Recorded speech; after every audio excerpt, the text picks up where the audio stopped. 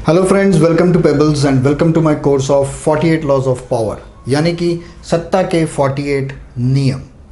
मैं तो कहता हूं कि आप अपनी लाइफ से वचन, वादा, प्रॉमिस ये वर्ड्स डिलीट कर दो, निकाल दो। इन तीनों लफ्ज़ों को, तीनों वर्ड्स को आप निकाल कर फेंक दो।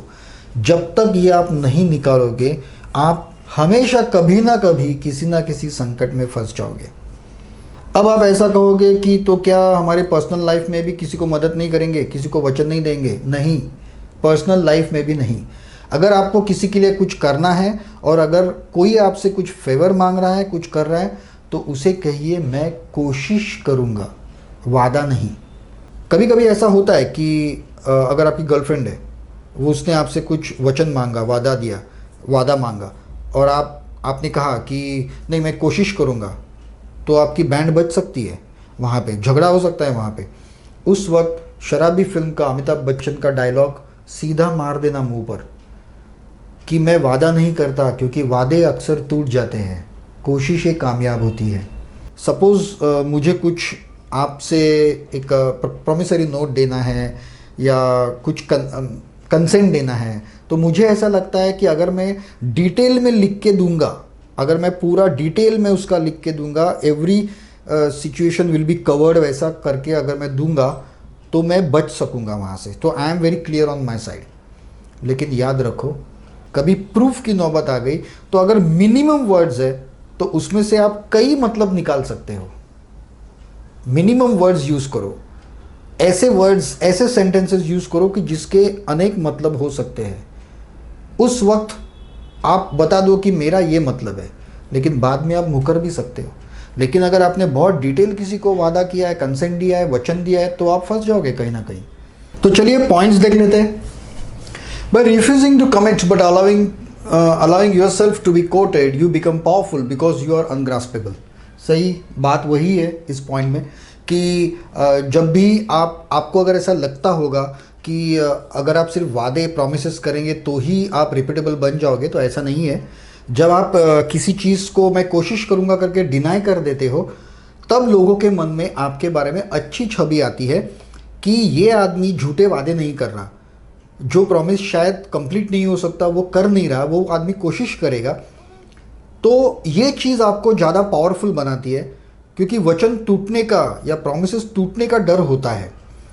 तो प्रॉमिसेस से ज़्यादा कोशिश करने की बात करना आपको ज़्यादा पावरफुल बना देता है।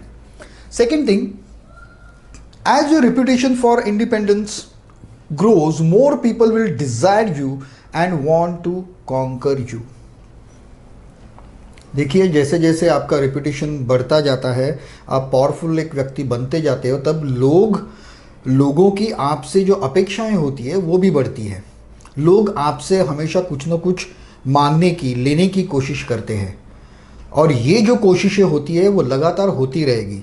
और हर एक कोशिश को अगर आप मानते जाओगे और हाँ हाँ बोलते जाओगे, तो एट लास्ट ऐसा होगा ना कि आप झूठे साबित हो जाओगे। ये एक्सपेरिमेंट आप करके देखिए। आप एक पेपर लीजिए, प्रिंटर का, एक डॉट निकालिए और वो पेपर किसी के सामने कर दीजिए, ओके, और उसको पूछिए ये क्या है।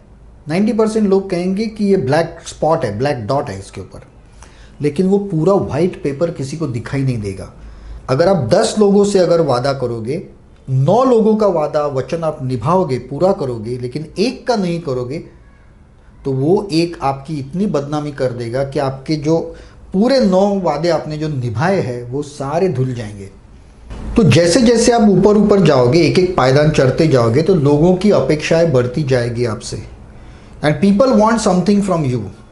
और वो अगर आप पूरा नहीं कर पाओगे, अगर 10 में से एक भी आप पूरा नहीं कर पाओगे, तो आप प्रॉमिस तोड़ने वाला या झूठा आदमी करके फेमस हो जाओगे। इसलिए वो कभी मत करना। Politely decline, you cannot allow yourself to feel obliged to anyone.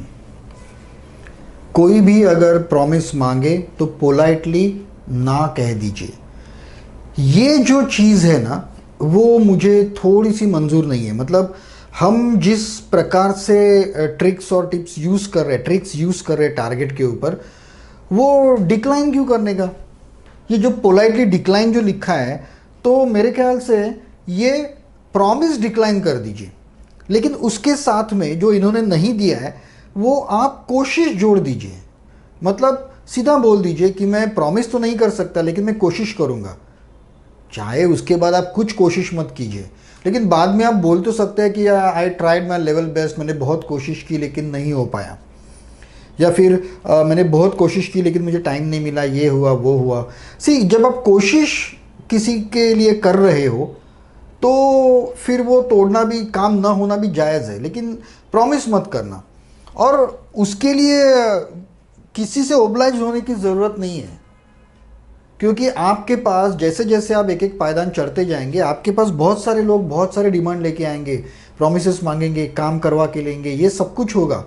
तो हर एक को अगर हाँ बोलते जाएंगे तो आपके करियर की तो बैंड बज जाएगी उसमें। तो you have to decline it politely. अभी इसके आगे जो है जैसा हम लोग कहते हैं कि खुद प्रॉमिस मत दो लेकिन दूसरों से प्रॉमिस ले लो। For example, seek promises from both the sides.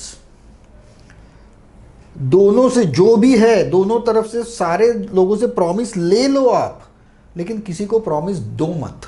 Okay, keep seek the promise from both the sides, so no matter what the outcome of an election or battle, your position is secured। अगर किसी से आपने promise ले लिया और उसने वो पूरा किया तो आपका काम हो जाएगा। अगर नहीं पूरा किया तो आप बोलने के लिए फ्री है कि ये साला कैसा आदमी है, ये अपना प्रॉमिस भी नहीं रखता, जुबान देता है लेकिन इसके जुबान की तो कोई कीमत ही नहीं है, ये भी आप बोल सकते हो। तो दूसरों से प्रॉमिस ले लेना लेकिन किसी को प्रॉमिस देना नहीं। Okay, next point will see, observe quarrelling parties and stay neutral but supportive to both the sides, gain power as a mediator. ये जो फोर्थ और फिफ्थ पॉइंट जो है वो पॉइंट है कि आप खड़े हो, दूसरे दोनों का झगड़ा चल रहा है या कुछ तो चल रहा है, या उसमें शांति प्रस्तावित करने का ट्राई कर रहे हो या सुलह करवा रहे हो, उसके लिए ये दो है। लेकिन यहां मैं बोलूंगा दूसरों से प्रॉमिस ले लो, खुद प्रॉमिस कभी मत दो।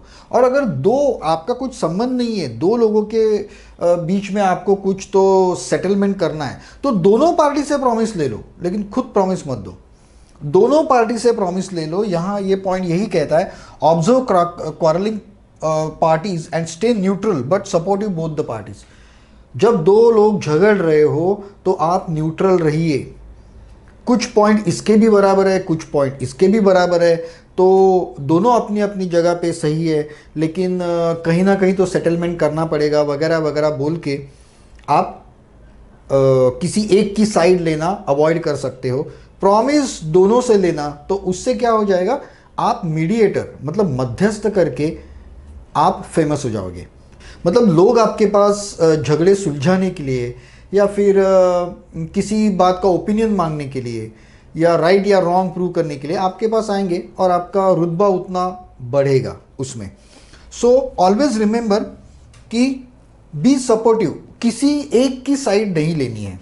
अभी इसके बारे में मुझ पे ऐसी एक बात आई थी जब मेरे दो फ्रेंड्स थे, कुछ अलग ही इसके ऊपर, मतलब झगड़ा नहीं चल रहा था, पार्ट ऑफ ओपिनियंस चल रहे थे, किसी पॉलिटिकल सिचुएशन पे कुछ तो चल रहा था। तभी मुझे आखिरी रास्ता फिल्म जो थी अमिताभ बच्चन श्रीदेवी की, उसका एक सीन याद आ गया। शमशान में अमिताभ बच्चन जी का डबल रोल था, एक फादर और एक सन। तो वो कुछ तो पूछता है उनको, तो जो फादर अमिताभ बच्चन होता है वो उसका हाथ लेता है और उसके ऊपर 6 लिख देता है पेन से, और वो उसके बाद उनका डायलॉग है कि तुम्हें ये 6 दिख रहा है और मुझे 9, हम दोनों अपनी अपनी जगह पे सही है, तो it's only matter of opinion. ये रिलेटिव है कि कौन क्या सोचता है। ऐसा कहते हैं कि हम सभी के पास अपना अपना सच होता है, अपने अपने कुछ रीजंस होते हैं। So these are all relative terms, मतलब ज़रूरी नहीं है कि जो आपको गलत लगे वो मुझे भी गलत लगना ही चाहिए। शायद हम दोनों सही है अपने अपने तरीके से। कभी कभी ऐसा कहा जाता है कि वॉर के दोनों साइड में अच्छे लोग होते हैं लेकिन फिर भी वॉर होता है। ऐसा भी कहा जाता है।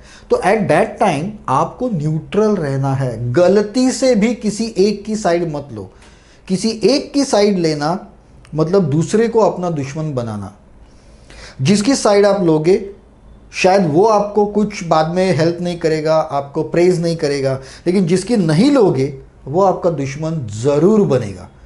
So always keep in mind. In short, ये जो रूल नंबर 20 है वो बहुत ज़रूरी है और हम सभी को याद रखना भी चाहिए कि जैसे मैंने कहा था कि दया, क्षमा, शांति, ये सब सारी चीज़ें इससे निकाल दो तब तक आप तरक्की नहीं कर पाओगे। उसी तरह से वचन ले लो सबसे, लेकिन किसी को वचन मत दो। फिल्म के डायलॉग मार के उसे टाल दो, कोशिश करके टाल दो उसको, बस। फिर आप कोशिश करो या ना करो, उससे कोई फ़र्क नहीं पड़ता। ये डिपेंड करता है कोशिश करना कि आपका उसमें कुछ फ़ायदा है या नहीं है। आपका स्वार्थ है तो कीजिए, नहीं हुआ तो मत कीजिए, लेकिन वचन मत दीजिए। So that's all in this rule number 20। हम फिर मिलेंगे अगले वीडियो में रूल नंबर 21 में। तब तक के लिए आप कमेंट्स, शेयर, लाइक, सब्सक्राइब वगैरह वगैरह करते रहिए। Thank you very much. Have a nice day.